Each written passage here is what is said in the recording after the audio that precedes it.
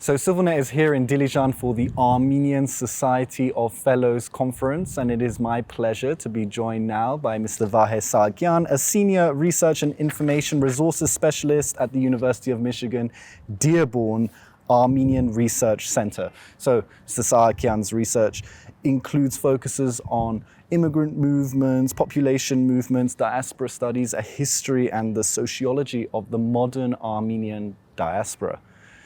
So quite a resume, Yes, Mr. Sahakyan. Thank you very much for your time. Thank you for having me.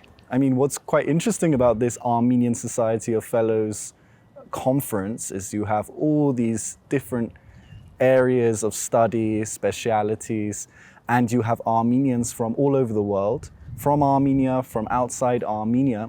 We are always speaking within the Armenian world about bridging the gap between the diaspora and the country Armenia. Isn't this quite a good example of that bridge? Yes, indeed. This is an excellent example of not only bridging scholars from Armenia with the diaspora, but also different parts of the diaspora, because I got to meet scholars today of whom I haven't had a chance to meet, and they are from the diaspora, which is really exciting.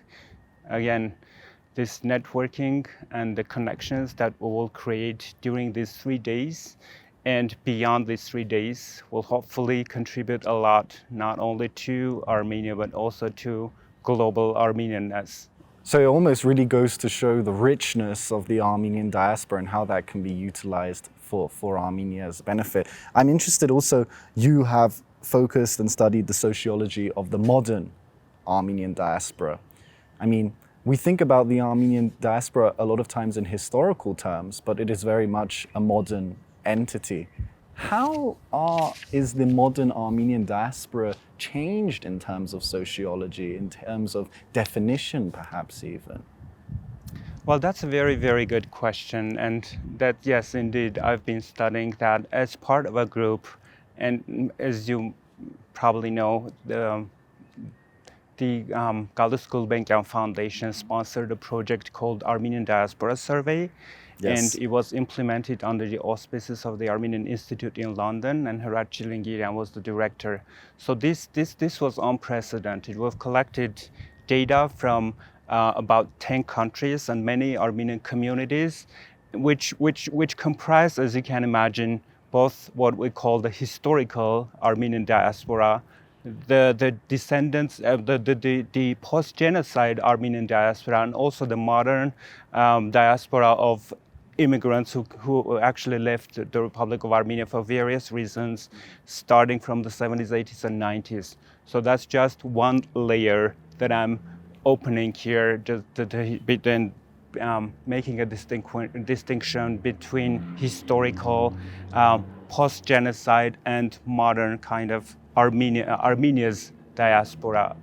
Yes, so that's just one layer. Another layer would be if we think about, for example, language speakers, right? Mm-hmm. There's a huge amount of people in the diaspora who speak Armenian, but there is also the huge diaspora of non-Armenian speakers who are sometimes, not very often, on the sidelines. I mean, the Armenian-speaking diaspora occupies so much space in the discourse, in the presence, in the media, and the TV channels and everywhere, that the non-Armenian speakers that are also, or perhaps more prevalent, more in terms of numbers than the Armenian speakers, that sometimes they're more invisible. They stay invisible. Were they included in the survey, even the non-Armenian speakers? In this event? Yes. Yeah, I hope so, because I'm saying I hope so because I don't know all the participants in person. I saw their names. I know many names, of course. I'm familiar with many of them, but not all of them. So I got to meet with some scholars today, which I'm really happy, and I'm hopeful that I will be meeting many more scholars. So my field is humanities / social scientists. So I've got to meet most of the scholars who are in the humanities or social scientists in sciences in various conferences and conventions. However, we don't cross very much with scientists, for example, like mathematicians, physicians. So when I was contacted by Vahe Sahakyan, I knew his name, of course. Vahe contacted and invited me to join the society, so I happily accepted the invitation. But can you imagine that I haven't met Vahe in person? So yes, I'm hoping to meet him also today during these events. So I hope, yes, I will meet some non-Armenian speakers as well, because the strength of the diaspora, I believe, is both in the Armenian-speaking and non-Armenian-speaking populations who live outside Armenia. I mean, it's fascinating that you speak about how the diaspora is multifaceted, multi-layered, and is made up of so many different groups. How did you and your colleagues conduct a survey of such a complex entity? It is indeed very complex. So the survey was open to everyone. One way to address the diversity of languages, to meet the various populations who speak different languages and not only Armenian, we made the survey questionnaire available in many languages. For example, when we went to France, for example, we had both Eastern Armenian, Western Armenian, French.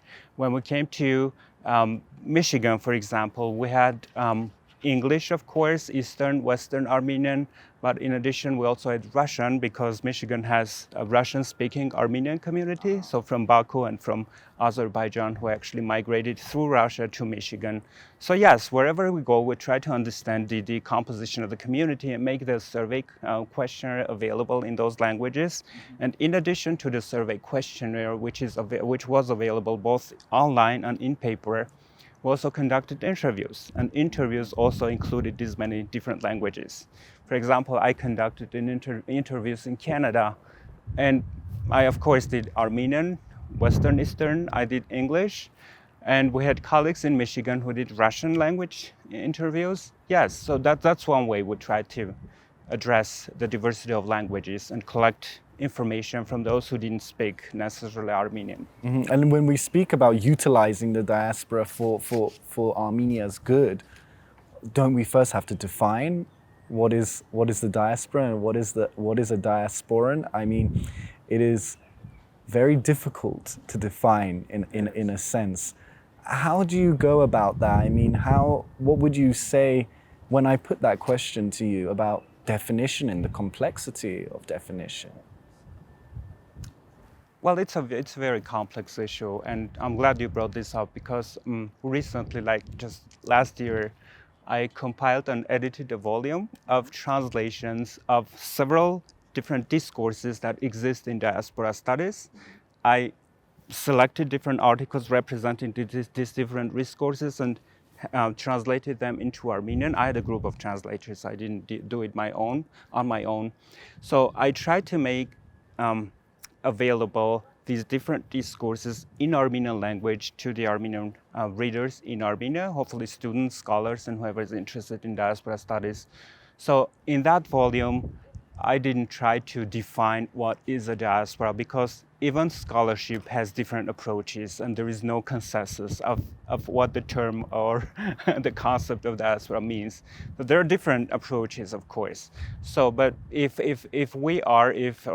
policymakers, scholars, or whoever's interested in diaspora studies, in diasporas, if we're mindful of these different meanings of the word diaspora, we may develop, or we may address diaspora-related issues more, more effectively, like being mindful that, for example, just let me bring an example to be clear.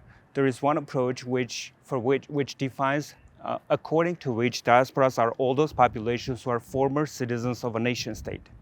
They lived in one nation state, they left the nation state, they're probably citizens of some other state, but they have the experience of being citizens of a nation state. So that's one approach. There is another approach which calls diasporas all those communities who have left a historical homeland and now live somewhere else. The Jews, the Armenians, the Greeks are prominent examples of those. And there is also the third approach, which is connected with the notion of diaspora, which is not connected to a state in particular. For example, if you think of African diaspora, there is no state that comes to mind, right? what's Africa? Africa is a continent, Africa is region, but when we talk about the African diaspora, it's also the sub-Saharan African diaspora. It's not just North Africa usually is excluded from that notion and definition of diaspora, African diaspora. So again, if we're mindful that there are these different perceptions and conceptions of diaspora, then we may be able to design more effective policies, more effective research strategies for better understanding and defining what diaspora is in particular context and situation. Well, that's very interesting what you've said, and that this is your area of expertise, saying again how all these specialists from the diaspora are here in Dilijan for this conference. The Society's mission statement reads, "Our aim is to help raise Armenia's educational and research institutions to world-class levels and to network them globally." What did you think when you saw this mission statement, and do you have any thoughts about it, any recommendations? And as someone who has studied the Armenian diaspora in depth, what could you add to this mission statement? Well, the mission, when I read it first time, that seemed very ambitious, but in a good sense. I mean, if there is no ambition, I mean, there has to be some standard to which you want to reach, yes, and I'm glad this is the mission, and I liked it very much. So in that sense, I believe the next steps could be, first of all, appreciating what so many people have done so far, like scholars, scientists, everyone who has brought some kind of level to Armenia's education and scholarly field. I mean, there is something, right? We're not just starting from an empty ground. There is something, there is an established field. First of all, let's appreciate that. Second, let's appreciate all our scholars who work outside Armenia. There's so many of them. And I'm glad that many of them are here. And I know that many of them couldn't make it and would be happy to be here. Now, I hope that sometime in the future, we will see a lot more people coming to these kind of events here. The third thing, let's encourage the future, right, scholars who are students right now.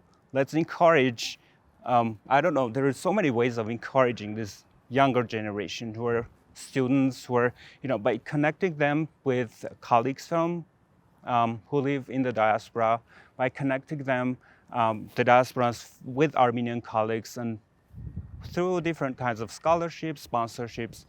And when it comes to sponsorship, the second most important thing is to find really committed donors who would want to sponsor these kind of initiatives. I mean, it's not a huge thing. I mean, if there were 100 or 1,000 people who could donate 4,000 to 5,000 annually, which is not a huge amount for America, for example. I live in America. So yeah, that could help a lot, really a lot.